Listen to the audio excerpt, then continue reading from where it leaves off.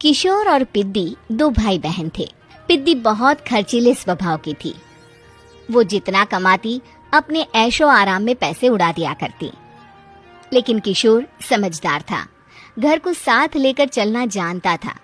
अपनी बहन के जितना कमाता तो नहीं था, लेकिन फिर भी वो किसी तरह घर का खर्च चला लेता था। एक दिन पिद्दी किशोर से कहती है, किशोर तुम थोड़ा ज्यादा क्यों नहीं कमाते? मेरे दोस्त रोज मेरा मजाक उड़ाते हैं। अरे बहन, मैं कोशिश तो कर रहा हूँ। अच्छा सुनो, अगले महीने रक्षाबंधन है, मुझे सोने का हार चाहिए, इससे कम कुछ भी ना लूंगी। अरे दिला दूंगा बहन। किशोर को पूरी रात नींद नहीं आती। उसके दिमाग में बस ये चल रहा था कि उसकी माली हालत इतनी बिगड़ चुकी है, अब वो सोने का हार कहाँ से लाएगा। अगले दिन किशोर सुबह सुबह घर से ये बोलकर निकल गया कि पिद्दी, मैं गांव से बाहर जा रहा हूँ, कुछ दिन घर नहीं आऊंगा। किशोर ने अपने काम के साथ साथ फेरी में कपड़े बेचने भी शुरू कर दिए, जिससे वो ज्यादा से ज्यादा पैसे कमा सके। रात में वो एक बिल्डिंग की चौकीदारी भी करने लगा। अपने काम से थोड़ा बहुत समय निकालकर बस कुछ घंटे की नींद ले पाता था। अजय और विजय दो भाई थे। दोनों ही बहुत गरीब थे और एक कच्चे मकान में रहते थे। भैया मैं जल्दी से खाना बना लेता हूँ, फिर काम पर भी तो निकलना है। ठीक है विजय, तुम खाना बनाओ, तब तक मैं बर्तन धो लेता हूँ, रात के पड़े। उनका एक छोटा सा कमरा था, उसी में रसोई घर भी थी। शौचालय बाहर बना हुआ था। घर के बाहर बैठकर अजय बर्तन धोने लगा। उसकी बूढ़ी माँ ये सब बाहर पर बैठकर देख रही थी। बेटा, तुम लोग मुझे बर्तन धोने नहीं देते, ना ही खाना बनाने देते हो। माँ, इस उम्र में हम दोनों भाई आपको कैसे काम करने दे सकते हैं? काश हमारी एक बहन होती तो कितना अच्छा होता। तभी गांव की एक दूसरी बुढ़िया वहां पर आ गई। अरे बहन नहीं है तो क्या हुआ, तुम दोनों शादी कर लो। सुबह सुबह तुम घर के बाहर बर्तन मांजते हो, पूरा मोहल्ला देखकर तुम लोगों को हंसता है। मेरा तो मन करता है सबके मुंह लाल कर दूं। शादी तो हम भी करना चाहते हैं अम्मा, लेकिन कम से कम थोड़ा घर बनवा लें, थोड़ा पैसा कमा लें, उसके बाद ही तो शादी करेंगे। इतना बोलकर अजय सारे बर्तन उठाकर अंदर चला गया। अब बुढ़िया और अजय विजय की माँ दोनों बैठकर बातें करने लगे। तुम फालतू में परेशान होती रहती हो। अरे मैं तो थक गई अपने दोनों बच्चों को बोल बोल कर कि शादी कर लो, लेकिन ये दोनों हैं कि मेरी बात ही नहीं मानते। जीते जी अपने बेटों की शादी करवा दो, वरना किसी दिन लुढ़क गई ना तो ना अपने पोतों का चेहरा देख पाओगी, ना ही अपनी बहुओं का। ये तुमने बिल्कुल सही कहा। अब देखो मैं क्या करती हूँ, चलो वैद्य जी के पास चलते हैं। दोनों वैद्य जी के पास चली गई। रात में जब दोनों लड़के मेहनत मजदूरी करके घर लौटे तो देखा उनकी माँ बीमार खटिया पर लेटी हुई थी। वैद्य जी भी वहीं पर थे। अरे वैद्य जी, आप यहाँ? माँ, क्या हुआ आपको? बच्चों, इस उम्र का कोई भरोसा नहीं, कब क्या हो जाए। इनका ख्याल रखना और इनकी हर इच्छा पूरी करना, वरना कहीं लुढ़क गई तो पछताते रहोगे। बच्चों, मेरी तो बस आखिरी यही इच्छा है कि ऊपर पहुंचने से पहले मैं अपनी दोनों बहुओं का चेहरा देख लूं। क्यों तू अपनी इच्छा बता रही है अपने बच्चों को? ये दोनों जब तक घर नहीं बनवा लेंगे तेरी इच्छा पूरी नहीं करेंगे। अगर आप लोगों की यही राय है तो हमारे लिए लड़की देखिए, हम दोनों भाई एक साथ शादी करेंगे। गांव की उस बुढ़िया ने उन लोगों के लिए रिश्ता बताया। एक दिन वो लोग अजय के लिए लड़की देखने गए, दूसरे दिन विजय के लिए, और कुछ ही दिनों बाद अजय की शादी ममता के साथ और विजय की शादी राधिका के साथ हो गई। जैसे ही दोनों बहुएं घर आई वैसे ही ये घर तो शुरू होते ही खत्म हो गया है। ममता, तुम्हारा घर भी मैंने देखा है, महल में नहीं रहती थी तुम? बेटा, अभी अभी आई हैं दोनों बहुएं और तू लड़ने लगा। बहू, आज तुम्हारी पहली रसोई है, रसोई घर तुम्हारा इंतजार कर रहा है। अजय, विजय और उसकी माँ बाहर खटिया डालकर आराम करने लगे और खाना बनने का इंतजार करने लगे कि तभी अचानक आटे का डब्बा बाहर आकर गिरा। थोड़ी देर बाद तेल का डिब्बा बाहर आकर गिरा। अरे बेटा, अंदर जाकर देखिए क्या हो रहा है। अजय और विजय घर के अंदर गए तो देखा दोनों देवरानी जेठानी एक दूसरे के बाल पकड़कर नोच रही थी। तेरी इस घर में नहीं चलेगी, मैं तेरी जेठानी हूँ, मैं अपनी पसंद का खाना बनाऊंगी। नहीं, मैं छोटी हूँ इसलिए मेरी मनमर्जी चलेगी, मैं अपनी पसंद का खाना बनाऊंगी। राधिका, ये क्या बदतमीजी है, पहले ही दिन लड़ने लगी। अरे तो क्या लड़ने के लिए मुहूर्त निकलवाऊं? नहीं, खाना तो मेरी पसंद का ही बनेगा बस। तभी वहां पर उनकी सास आ गई। हे भगवान, इन दोनों ने तो पहले ही दिन महाभारत मचा दी। अगली सुबह दोनों को काम पर जाना था, इसीलिए ममता किचन में जाकर खाना बनाने लगी। तभी पीछे से राधिका आई। आलू की सब्जी क्यों बना रहे हो आप? मैं विजय के लिए घुइयां की सब्जी बनाना चाहती थी, ये सब्जी फेंक दो। घुइयां की भी कोई सब्जी होती है क्या? ऐसा लगता है जैसे लार में लपेट कर बना दी गई हो सब्जी। एक बार फिर से दोनों लड़ने लगी। अब ये रोज का काम हो गया था। दोनों रसोई घर में हर वक्त लड़ा करती थी। फिर एक दिन उनकी सास ने कहा, अजय विजय, मैंने तो सोचा था कि शादी के बाद तुम दोनों को खाना नहीं बनाना पड़ेगा, लेकिन वो समस्या तो अभी भी बनी हुई है। ऐसा करते हैं, 2 अलग अलग रसोई घर बना देते हैं ताकि कोई झगड़ा ही ना हो। लेकिन माँ, इतने छोटे से कमरे में 2 रसोई घर कैसे बनेंगे? जब से ये दोनों आई हैं, हमारी नींद खराब हो गई है। अगर हमने 2 रसोई ना बनाए तो मैं जल्दी तुम्हारे पिता के पास पहुंच जाऊंगी। भैया, लगता है माँ सही कह रही है। ममता भाग कर गई और वैद्य जी को बुला कर ले आई। वैद्य जी ने उनकी नब्ज चेक की और कहा, तुम्हारी सास को बहुत गहरा सदमा लगा है, इसी वजह से ये बेहोश हो गई है। मुझे नहीं लगता कि ये अब ठीक हो पाएंगी। अब दोनों बहुएं बहुत घबरा गई। ऐसा मत बोले वैद्य जी, हम दोनों दिन भर लड़ते रहते, इसीलिए हमारे पति हमारी गलती देंगे। तो अब समझ में आया कि इनकी ये हालत कैसे हुई। मैं तुम्हारी सास को एक शर्त पर ही ठीक कर सकता हूँ। तुम्हें कसम खानी होगी कि आज के बाद कभी लड़ाई झगड़ा नहीं करोगी, मिलजुल कर रहोगी प्यार से, वरना मैं जा रहा हूँ। वैद्य जी रुक जाइए, हम दोनों कसम खाते हैं कि आज के बाद हम दोनों के बीच कोई झगड़ा नहीं होगा। वैद्य जी ने एक फूंक मारी जिससे उसकी सास को होश आ गया।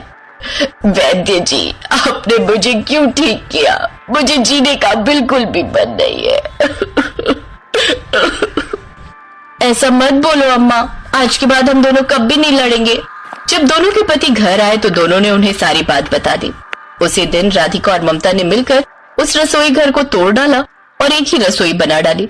उस दिन के बाद दोनों ने लड़ना झगड़ना छोड़कर प्यार से एक साथ खाना बनाना शुरू कर दिया। फिर एक दिन उनकी सास अकेले में वैद्य जी से मिली। वैद्य जी, आपको मेरी वजह से 2 बार नाटक करना पड़ा, मैं आपसे माफी चाहूंगी। अगर मैं पहला नाटक ना करता तो आपके दोनों बेटे शादी ना करते। अगर दूसरा झूठ ना बोलता तो ये घर बर्बाद हो जाता। सोनिया प्रेग्नेंट थी, उसके पेट में जुड़वा बच्चे थे। जब उसने ये खबर अपनी भाभी माला को सुनाई तो माला खुद को रोक नहीं पाई और सोनिया से मिलने उसकी ससुराल पहुंच गई। तुम जुड़वा बच्चों की माँ बनोगी, ये बात जानकर मैं बहुत खुश हूँ सोनिया। भगवान तुम्हें बुरी नजर से बचाए। सोनिया अपनी भाभी की आंखों में माँ न बन पाने का दर्द साफ साफ देख रही थी। शादी के 12 साल बाद भी माला माँ नहीं बन पाई। भाभी, भगवान तुम्हारी गोद भी जरूर भरेगा। नहीं भी भरी तो क्या हुआ सोनिया, मैं तुम्हारे बच्चों में ही अपनी खुशियाँ ढूंढ लूंगी। सोनिया ने सोचा कि वह अपना एक बच्चा अपनी भाभी को सौंप देगी, लेकिन उसे डर था कि उसका पति विराज इस बात के लिए बिल्कुल तैयार नहीं होगा। सोनिया के बचपन की सहेली रेखा डॉक्टर थी। डिलीवरी के समय सोनिया रेखा के अस्पताल पहुंच गई, जहां उसने जुड़वा बेटियों को जन्म दिया। रेखा, तू तो मेरी बचपन की सहेली है ना, तो तू मेरा एक काम कर दे। बोल सोनिया, क्या काम है? मेरी भाभी कभी माँ नहीं बन सकती, इसीलिए मैं अपनी एक बेटी उन्हें देना चाहती हूँ। प्लीज बाहर मेरे पति से ये बोल दे कि मैंने एक ही बेटी को जन्म दिया है, दूसरी बेटी मरी हुई पैदा हुई है। तू मुझसे इतना बड़ा झूठ बोलने के लिए कह रही है सोनिया? तेरे एक झूठ बोलने से किसी की सुनी गोद भर जाएगी रेखा। प्लीज मेरा ये काम कर दे, मैं तेरा एहसान जिंदगी भर नहीं भूलूंगी। रेखा ने ऐसा ही किया और विराज को एक बेटी लाकर दे दी और मौका मिलते ही सोनिया ने अपनी दूसरी बेटी अपनी भाभी को दे दी। भाभी, आज से ये मेरी नहीं आपकी बेटी है और ये राज हमेशा के लिए राज ही रहना चाहिए। अगर ये बात विराज को पता चल गई तो वो पता नहीं मेरे साथ क्या करेंगे। तुम चिंता मत करो सोनिया, मैं इस बच्ची को लेकर बहुत दूर चली जाऊंगी और विराज को तो क्या, कभी किसी को पता नहीं चलेगा कि ये मेरी नहीं तुम्हारी बेटी है। इसी तरह दोनों बहनें जुदा हो गईं।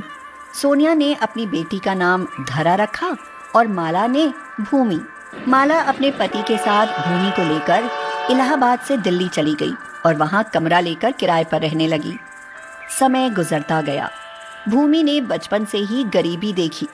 जब वह 10 साल की हुई तो उसके पिताजी बीमार रहने लगे और समय पर सही इलाज न मिलने के कारण उनकी मौत हो गई। माला के पास अब भूमि को पढ़ाने लिखाने का कोई जरिया नहीं था, इसीलिए वह दूसरों के घर में झाड़ू पोछा करने लगी। भूमि ने 12वीं पास कर ली और माला से बोली, माँ, मैं आगे पढ़ना चाहती हूँ और आगे पढ़कर अपने पैरों पर खड़ा होना चाहती हूँ। बेटी, चाहती तो मैं भी हूँ, लेकिन क्या करूँ? आज तुम्हारे पिताजी जिंदा होते तो वो तुम्हें खूब पढ़ाते। माला मन ही मन अपने आप को कोसती, आखिर मैंने भूमि को गोद क्यों लिया? आज वह अपने असली माता पिता के पास होती तो इस तरह की जिंदगी नहीं जी रही होती। क्या सोचने लगी माँ? माला रोते हुए बोली, कुछ नहीं, बस यही सोच रही थी कि मैं कितनी बदनसीब हूँ जो अपनी बेटी के लिए कुछ नहीं कर सकती। अरे माँ, आप रोने लगी। आप चिंता मत करो, मैं अपनी पढ़ाई पूरी करने के लिए कोई जॉब कर लूंगी। माँ को तो समझा दिया, लेकिन भूमि अब परेशान थी कि वह क्या करेगी जिससे आगे पढ़ सके। भूमि ने घर पर ही छोटे छोटे बच्चों को ट्यूशन पढ़ाना शुरू किया। इससे उसे पढ़ाई के लिए पैसे मिलने लगे और साथ में समय भी। इसी तरह भूमि ने बच्चों को ट्यूशन देकर अपनी ग्रेजुएशन कर ली। अब उसे एक अच्छी नौकरी की तलाश थी। भूमि को इंटरव्यू देने के लिए माला के साथ इलाहाबाद जाना पड़ा। भूमि ने वहां पहुंचकर माला को पार्क में बिठाते हुए कहा, माँ, तुम यहाँ बैठकर आराम करो। मेरे इंटरव्यू में न जाने कितना समय लग जाए, और हाँ, जब तक मैं ना आ जाऊं तब तक यहीं बैठे रहना, ठीक है? ठीक है बेटा, पर जल्दी आ जाना। जहां उसका इंटरव्यू था वह बहुत बड़ी कंपनी थी। भूमि ने खुद को वहां लगे दमदमाते हुए शीशे में देखा और सोचने लगी, मेरा ये गरीबों वाला हुलिया देखकर क्या मुझे यहाँ नौकरी मिलेगी? भूमि को देखते ही वहां बैठे हुए सभी कर्मचारी खड़े हो गए और बोलने लगे, अरे, धरा मैम आ गई। धरा मैम, और इन कपड़ों में? Good morning ma'am. भूमि उन्हें अजीब से देखती रही। भूमि ने रिसेप्शन पर पूछा, इंटरव्यू कब से है? वहां बैठी लड़की बोली, मैम, सारा शेड्यूल आपको कल ही तो बता दिया था, बाकी अपनी सेक्रेटरी से पूछिए। कल बता दिया था? मेरी सेक्रेटरी? ये सब क्या हो रहा है मेरे साथ? तभी एक लड़की शैली फाइल लेकर आई और बोली, मैम, ऑफिस में आइए, मैं समझाती हूँ। भूमि उसके पीछे पीछे चली गई। शैली ने कुर्सी घुमाते हुए कहा, बैठिए मैम, मैं आपको सब समझाती हूँ। ये तो बॉस की कुर्सी है, मैं यहाँ कैसे बैठ सकती हूँ? मैम, आज आपकी तबीयत तो ठीक है, आज आप कुछ अजीब सा रिएक्ट कर रही हैं।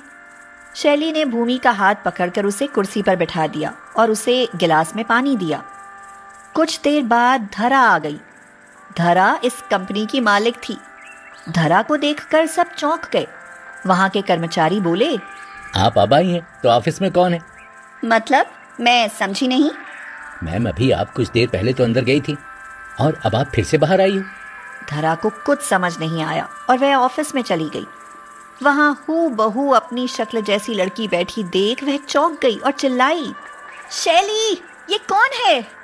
मैम, आप ये वो मैं तो यहाँ इंटरव्यू देने आई थी, लेकिन तुम्हारी शक्ल तो बिल्कुल मेरी जैसी है। वो दोनों देर तक एक दूसरे को देखने लगी। आज धरा अपना लंच घर पर ही भूल आई थी, इसीलिए सोनिया अचानक से उसका लंच देने उसके ऑफिस आ गई। सोनिया ऑफिस में जाकर बोली, धरा, आज फिर लंच घर पर भूल आई? रोज की आदत हो गई है तुम्हारी। अभी मैंने टेबल पर टिफिन रखा देखा तो लेकर दौड़ी चली आई। जानती हूँ कि तुम्हें बाहर का खाना बीमार कर देता है। जैसे ही सोनिया की नजर भूमि पर गई तो उसके हाथ से लंच छूट गया और वह उसे देखती ही रह गई। आज उसे 24 साल पहले बिछड़ी हुई अपनी बेटी याद आ गई। मम्मा, आप भी हैरान हो गई ना मेरी हमशक्ल देखकर? अमीरी गरीबी के अलावा हम दोनों में कोई अंतर नहीं है। सोनिया ने भूमि को अपने गले से लगा लिया और रोते हुए पूछा, बेटा, तुम्हारे माँ बाप कहाँ हैं? मैं उनसे मिलना चाहती हूँ। भूमि उन्हें पार्क में बैठी हुई माला के पास ले गई। भाभी, तुम यहाँ इस हाल में? तुम कहाँ चली गई थी? तुमसे इस तरह मुलाकात होगी सोचा भी नहीं था।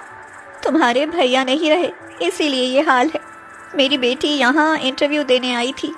मम्मा ये सब क्या है? ये लोग कौन है? बताओ ना मम्मा, बताओ ना, मेरी और इस लड़की की शक्ल एक जैसी क्यों है? क्योंकि तुम दोनों जुड़वा बहनें हो। सोनिया ने दोनों बेटियों को सारी बात बताई। उनकी आंखों से आंसू बहने लगे। तुम्हारे डैडी के डर से मैंने ये बात हमेशा राज रखी कि मेरी दूसरी बेटी जिंदा है और मेरी भाभी के पास है। लेकिन जब तुम्हारे डैडी को ये पता चला तो वो खामोश हो गए, मुझसे कभी कुछ नहीं कहा। माँ, क्या हम सच में जुड़वा बहनें हैं? हाँ बेटा। ये सुनकर वो दोनों एक दूसरे के गले लग गईं। सोनिया ने भी उन दोनों को गले से लगा लिया। आज मैं बहुत खुश हूँ, मुझे मेरी बिछड़ी हुई माँ और बहन मिल गई। भाभी, भूमि को लेकर घर चलो, अब हम सब साथ रहेंगे। हमारी बेटी को गरीबी में रहने की कोई ज़रूरत नहीं। भगवान का दिया बहुत कुछ है हमारे पास। नहीं सोनिया, तुम भूमि को ले जाओ, वह आगे पढ़ना चाहती है। उसे पढ़ाना, लिखाना और काबिल बनाना। भाभी, अगर मेरे साथ आप नहीं चली तो मैं इनके डैडी की नज़रों में हमेशा गुनहगार रहूंगी। माला को सोनिया के साथ जाना पड़ा। उसके बाद भूमि और धरा दोनों एक साथ मिलकर कंपनी संभालने लगी।